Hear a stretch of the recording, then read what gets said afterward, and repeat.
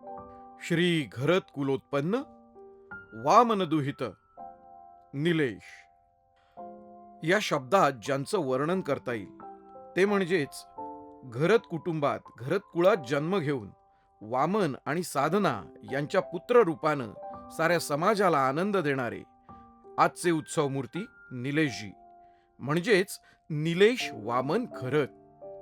आज त्यांच्याबद्दल बोलायचंय म्हणजे शब्द कमी पडणार, त्याहीपेक्षा विशेषण कमी पडणार हे निश्चितच. आई वडिलांच्या संस्कारातून, विचारातून, रक्तातून सामाजिक बांधिलकी, आदरातिथ्य, प्रामाणिकपणा हे गुण आपल्याला लाभले आहेत. त्याचबरोबर उत्तम माणूस, कर्तव्यदक्ष मुलगा, आदर्श भाऊ, इतरांसाठी झटण्याची वृत्ती, आपल्या कुटुंबावर प्रेम करण्याचा विचार, हे सर्व गुण आपण खूप लवकरच आत्मसात केलेत. माणूस जसा जसा मोठा होतो तसा तसा अनुभवातून तो घडत जातो. आपण जसे जसे मोठे होत गेलात त्याप्रमाणे आपली शिकण्याची इच्छा वाढत गेली. लहानपणी गावात मराठी मीडियमची शाळा होती. इंग्रजी हा विषय 5वी पासून सुरू होई.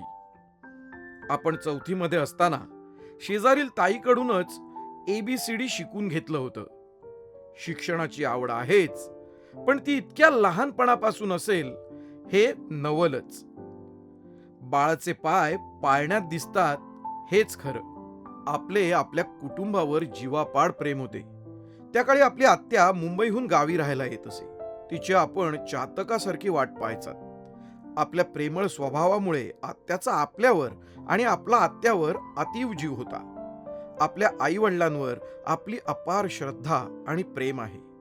आपणास कलियुगातील श्रावणबाळ अशी उपाधी दिली तर ती वावगी ठरणार नाही, किंबहुना ती सायुक्तिकच ठरेल.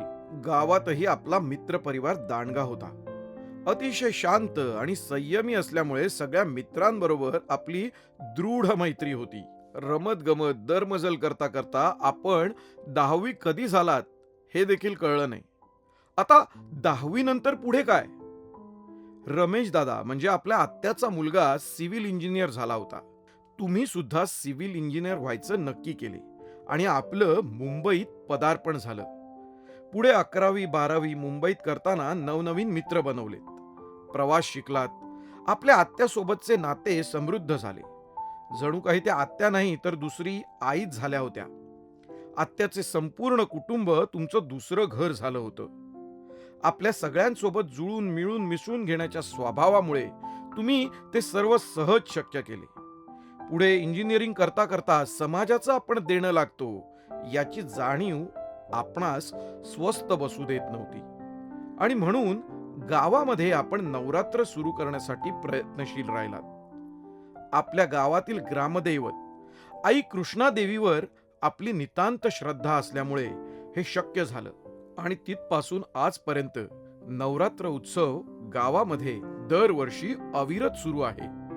या सगळ्या मागे गाव एकत्र राहावा, गावातील तरुणाईमध्ये एकी राहावी हा एकच उद्देश आपल्या डोळ्यासमोर होता.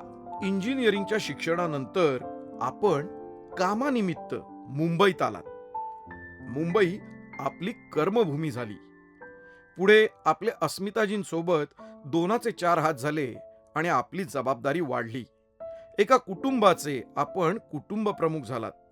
ते कर्तव्य पार पाडत असताना 2 वर्षांनी श्रावणीसारखं गोड कन्यारत्न आपल्याला प्राप्त झालं. आपली वडील म्हणून कारकीर्द सुरू झाली. एक उत्तम माणूस तर तुम्ही होताच, पण कर्तव्यदक्ष कुटुंब प्रमुख म्हणून सुद्धा तुम्ही ती जबाबदारी सहज पेलली. आपण जॉय बिल्डर या कंपनीत रुजू झाल्यानंतर खऱ्या अर्थानं विकसित होत गेलात. आपण श्री जयंत सोनी सर यांच्यासोबत लायझनिंग सुरू केले व आपल्या शिकण्याच्या वृत्तीला खऱ्या अर्थानं चालना मिळाली. 5 वर्षाच्या अल्प कालावधीतच आपण कंपनीमध्ये एक वेगळं स्थान स्वतःचं निर्माण केलं. आपण आपल्या बांधकाम क्षेत्रात आवश्यक असणाऱ्या सर्व माहिती करून घेऊन स्वतंत्रपणे काम करण्याची क्षमता आपल्यामध्ये विकसित केली. आपल्याकडे असलेल्या माणसाचे म्हणणे ऐकून त्याचे शंका निरसन करून हसत मुखानं त्याला पाठवण्याची कुशल प्रशासकाची गुणग्राहकता आपण आत्मसात केली. या साऱ्या गोष्टी जेव्हा सोनी सरांच्या निदर्शनास आल्या तेव्हा त्यांनी स्वतंत्रपणे HOD म्हणजे हेड ऑफ द डिपार्टमेंट ही जबाबदारी देऊन आपल्या प्रशासकीय ज्ञानाचा यथोचित गौरवच केला. आपण उत्कृष्ट अभियंता तर आहातच, पण त्यासोबत बांधकाम क्षेत्रातील निगडित इतर गोष्टींची पूर्तता करण्याचे कायदेशीर ज्ञान व बांधकाम खर्चाचा मेळ म्हणजेच अकाउंटिंग यासारख्या गोष्टी आपण उत्तम आत्मसात केल्यात. त्यातून निर्माण होणाऱ्या समस्यांचा कसा निपटारा करावा हे आपल्यापेक्षा बेहतर कोण जाणतं. संबंधित खात्याशी सलोख्याचे संबंध ठेवून त्या पूर्ण कशा करता येतील याचा सखोल अभ्यास आपण केलेला आहे आणि म्हणूनच बांधकाम क्षेत्रातील किचकट कामं आपण अगदी लिलया यशस्वी करता. हळूहळू कामाबरोबर घरात वेळ देणं सुद्धा आपलं सुरू झालं. कामावरून कितीही थकून आलात तरी मुलीचा अभ्यास घेणं सुरू झालं. रात्री कितीही उशिरा घरी आलात तरी सकाळी पूजा पाठ करून वेळेवर कामावर जाणं या दिनक्रमात आपण कधी खंड पडू दिला नाही. या सगळ्या जीवन प्रवासात आपणास शारीरिक मानसिक त्रास यातना सहन कराव्या लागल्या, पण आपल्या संयमी स्वभावामुळे प्रत्येक परिस्थितीकडे पॉझिटिव्ह अप्रोचने बघण्याचा आपण दृष्टिकोन नेहमीच ठेवलात. त्यातून तुम्ही मार्गस्थ होत राहिलात. आपला वक्तशीरपणा आणि गणपती बाप्पावर असलेली अपार श्रद्धा यामुळे आपण अनेक आघाड्यांवर सदैव यशस्वी होत राहिलात. आपली घोडदौड आपण चालूच ठेवलीत. व्यस्त परिस्थितीत आपले सामाजिक भान आपल्याला स्वस्थ बसू देत नव्हते. मग आपण मुंबईत विखुरलेल्या समाज बांधवांना एकत्र आणण्यास सुरुवात केली. मुंबईत पाठारे क्षत्रिय समाजाच्या स्नेहसंमेलनासाठी आपण भरीव योगदान देत आलात. आपला समाज एकसंघ राहावा ही त्यामागची आपली तळमळ सदैव दिसून येत होती. गावात होणाऱ्या नवरात्र उत्सवाव्यतिरिक्त 2 मे रोजी होणाऱ्या पूजेच्या कार्यक्रमाची जबाबदारी आपण कित्येक वर्ष कोणत्याही प्रकारची वाच्यता किंवा ओवापोवा न करता अगदी मनापासून स्वीकारता आहात. पुढे आपण काम करत राहिलात आणि सोसायटीचे सेक्रेटरी पदही आपण स्वीकारले. तेथेही आपल्या कामाचा योग्य तो ठसा उमटवलात. गणेश उत्सवामध्ये समाज प्रबोधन, जनजागृती करणारे तसेच विज्ञान या विषयावरती वेगवेगळे देखावे सादर करण्याचा उपक्रम आपण नेहमी करत राहिलात. सतत काहीतरी नवीन लोकांपर्यंत देण्याचा आपला अट्टहास असतो. आपले वडील म्हणजे श्री वामन घरत साहेब यांच्या अध्यक्षीय कार्यकाळात सभागृह पुनर्बांधणीचं काम चालू असताना आपण सर्व ज्येष्ठ कार्यकर्त्यांच्या बरोबर संपूर्ण मुंबई, डोंबिवली, ठाणे परिसर पिंजून काढलात. एक मोठा निधी आपण जमा केलात.